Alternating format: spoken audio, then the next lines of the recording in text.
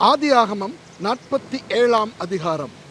யோசேப்பு பார்வோனிடத்தில் போய், என் தகப்பனும் என் சகோதரரும் தங்கள் ஆடு மாடுகளோடும் தங்களுக்கு உண்டான எல்லாவற்றோடும் கூட கானான் தேசத்திலிருந்து வந்தார்கள், இப்பொழுது கோசேன் நாட்டில் இருக்கிறார்கள் என்று சொல்லி தன் சகோதரரில் 5 பேரை பார்வோனுக்கு முன்பாக கொண்டு போய் நிறுத்தினான். பார்வோன் அவனுடைய சகோதரரை நோக்கி, உங்கள் தொழில் என்ன என்று கேட்டான். அதற்கு அவர்கள், உமது அடியாராகிய நாங்களும் எங்கள் பிதாக்களும் மந்தை மேய்க்கிறவர்கள் என்று பார்வோனிடத்தில் சொன்னதுமன்றி, கானான் தேசத்திலே பஞ்சம் கொடிதாயிருக்கிறது, உமது அடியாரின் மந்தைகளுக்கு மேய்ச்சல் இல்லாமையால் இத்தேசத்தில் தங்க வந்தோம். உமது அடியாராகிய நாங்கள் கோசேன் நாட்டிலே குடியிருக்கும்படி தயவு செய்ய வேண்டும் என்று வேண்டிக் கொண்டார்கள்.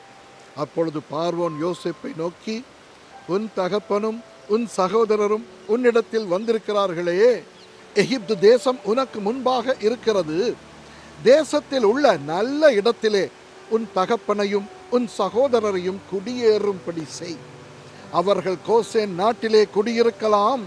அவர்களுக்குள்ளே திறமை உள்ளவர்கள் உண்டென்று உனக்கு தெரிந்திருந்தால் அவர்களை என் ஆடு மாடுகளை விசாரிக்கிறதற்கு தலைவராக வைக்கலாம் என்றான்.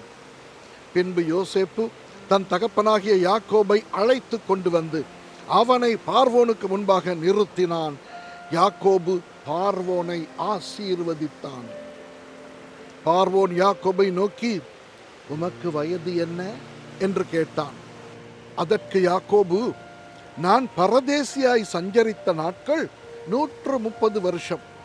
என் ஆயுசு நாட்கள் கொஞ்சமும் சஞ்சலம் உள்ளதுமாயிருக்கிறது. அவைகள் பரதேசிகளாய் சஞ்சரித்த என் பிதாக்களுடைய ஆயுசு நாட்களுக்கு வந்து எட்டவில்லை என்று பார்வோனுடனே சொன்னான். பின்னும் யாக்கோபு பார்வோனை ஆசீர்வதித்து அவன் சமூகத்தினின்று புறப்பட்டு போனான். பார்வோன் கட்டளையிட்டபடியே யோசேப்பு தன் தகப்பனுக்கும் தன் சகோதரருக்கும் எகிப்து தேசத்திலே நல்ல நாடாகிய ராமசேஸ் என்னும் நாட்டிலே சுதந்திரம் கொடுத்து அவர்களை குடியேற்றினான். யோசேப்பு தன் தகப்பனையும் தன் சகோதரரையும் தன் தகப்பனுடைய குடும்பத்தார் அனைவரையும் அவர்கள் குடும்பத்துக்கு தக்கதாய் ஆகாரம் கொடுத்து ஆதரித்து வந்தான். பஞ்சம் மிகவும் கொடிதாயிருந்தது. தேசம் எங்கும் ஆகாரம் கிடையாமற் போயிற்று. எகிப்து தேசமும் கானான் தேசமும் பஞ்சத்தினாலே மெலிந்து போயிற்று. யோசேப்பு எகிப்து தேசத்திலும் கானான் தேசத்திலும் உள்ள பணத்தை எல்லாம் தானியம் கொண்டவர்கள் இடத்தில் வாங்கி அதை பார்வோன் அரமனையிலே கொண்டு போய் சேர்த்தான். எகிப்து தேசத்திலும் கானான் தேசத்திலும் உள்ள பணம் செலவழிந்த போது எகிப்தியர் எல்லாரும் யோசேப்பினிடத்தில் வந்து, எங்களுக்கு ஆகாரம் தாரும், பணம் இல்லை, அதனால் நாங்கள் உமது சமூகத்தில் சாக வேண்டுமோ என்றார்கள். அதற்கு யோசேப்பு, உங்களிடத்தில் பணம் இல்லாமற் போனால் உங்கள் ஆடு மாடுகளை கொடுங்கள், அவைகளுக்கு பதிலாக உங்களுக்கு தானியம் கொடுக்கிறேன் என்றான். அவர்கள் தங்கள் ஆடு மாடு முதலானவைகளை யோசேப்பினிடத்தில் கொண்டு வந்தார்கள். யோசேப்பு குதிரைகளையும் ஆடுகளையும் மாடுகளையும் கழுதைகளையும் வாங்கி கொண்டு அந்த வருஷம் அவர்களுடைய ஆடு மாடு முதலான எல்லாவற்றுக்கும் பதிலாக அவர்களுக்கு ஆகாரம் கொடுத்து அவர்களை ஆதரித்தான். அந்த வருஷம் முடிந்த பின் மறு வருஷத்திலே அவர்கள் அவனிடத்தில் வந்து, பணமும் செலவழிந்து போயிற்று, எங்கள் ஆடு மாடு முதலானவைகளும் எங்கள் ஆண்டவனை சேர்ந்தது, எங்கள் சரீரமும் எங்கள் நிலமுமே ஒழிய எங்கள் ஆண்டவனுக்கு முன்பாக மீதியானது ஒன்றும் இல்லை. இது எங்கள் ஆண்டவனுக்கு தெரியாத காரியம் அல்ல. நாங்களும் எங்கள் நிலங்களும் உம்முடைய கண்களுக்கு முன்பாக அழிந்து போகலாமா?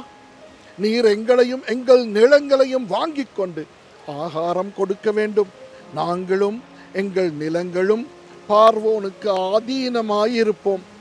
நாங்கள் சாகாமல் உயிரோடு இருக்கவும் நிலங்கள் பாழாய் போகாமல் இருக்கவும் எங்களுக்கு விதை தானியத்தை தாரும் என்றார்கள். அப்படியே எகிப்தியர் தங்களுக்கு பஞ்சம் மேலிட்டபடியால் அவர் தங்கள் தங்கள் வயல் நிலங்களை விற்றார்கள். யோசேப்பு எகிப்து நிலங்கள் யாவையும் பார்வோனுக்காக கொண்டான். இவ்விதமாய் அந்த பூமி பார்வோனுடையதாயிற்று. மேலும் அவன் எகிப்தின் ஒரு எல்லை முதல் மறு எல்லை வரைக்கும் உள்ள ஜனங்களை அந்தந்த பட்டணங்களில் குடிமாறி போக பண்ணினான். ஆசாரியருடைய நிலத்தை மாத்திரம் அவன் கொள்ளவில்லை. அது பார்வோனாலே ஆசாரியருக்கு மானியமாக கொடுக்கப்பட்டிருந்ததினாலும் பார்வோன் அவர்களுக்கு கொடுத்த மானியத்தினாலே அவர்கள் ஜீவனம் பண்ணி வந்ததினாலும் அவர்கள் தங்கள் நிலத்தை விற்கவில்லை. பின்னும் யோசேப்பு ஜனங்களை நோக்கி, இதோ இன்று உங்களையும் உங்கள் நிலங்களையும் பார்வோனுக்காக வாங்கிக் கொண்டேன். இதோ உங்களுக்கு கொடுக்கப்படுகிற விதை தானியம், இதை நிலத்தில் விதையுங்கள். விளைவில் 1/5 பங்கை பார்வோனுக்கு கொடுக்க வேண்டும். மற்ற 4 பங்கும் வயலுக்கு விதையாகவும் உங்களுக்கும் உங்கள் குடும்பத்தாருக்கும் உங்கள் குழந்தைகளுக்கும் ஆகாரமாகவும் உங்களுடையதாயிருக்கட்டும் என்றான். அப்பொழுது அவர்கள், நீர் எங்கள் பிராணனை காப்பாற்றினீர், எங்கள் ஆண்டவனுடைய கண்களில் எங்களுக்கு தயவு கிடைக்க வேண்டும், நாங்கள் பார்வோனுக்கு அடிமைகளாயிருக்கிறோம் என்றார்கள். 1/5 பார்வோனுக்கு சேரும் வாரம் என்று யோசேப்பு இட்ட கட்டளைப்படி எகிப்து தேசத்திலே இந்நாள் வரைக்கும் நடந்து வருகிறது. ஆசாரியரின் நிலம் மாத்திரம் பார்வோனை சேராமல் நீங்களாயிருந்தது. இஸ்ரவேலர் எகிப்து தேசத்தில் உள்ள கோசேன் நாட்டிலே குடியிருந்தார்கள். அங்கே நிலங்களை கையாட்சி செய்து மிகவும் பலுகி பெருகினார்கள். யாக்கோபு எகிப்து தேசத்திலே 17 வருஷம் இருந்தான். யாக்கோபுடைய ஆயுசு நாட்கள் 147 வருஷம். இஸ்ரவேல் மரணமடையும் காலம் சமீபித்தது. அப்பொழுது அவன் தன் குமாரனாகிய யோசேப்பை வரவழைத்து அவனை நோக்கி, என்மேல் உனக்கு தயவுண்டானால் உன் கையை என் தொடையின் கீழ் வைத்து என்மேல் பட்சமும் உண்மையும் உள்ளவனாயிரு, என்னை எகிப்திலே அடக்கம் பண்ணாதிருப்பாயாக. நான் என் பிதாக்களோடே படுத்து கொள்ள வேண்டும்.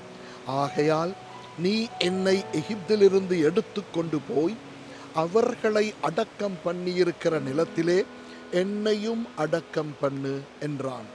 அதற்கு அவன், உமது சொற்படி செய்வேன் என்றான். அப்பொழுது அவன், எனக்கு ஆணையிட்டு கொடு என்றான். அவனுக்கு ஆணையிட்டு கொடுத்தான். அப்பொழுது இஸ்ரவேல் கட்டிலின் தலைமாட்டிலே சாய்ந்து தொழுது கொண்டான். ஆமென்.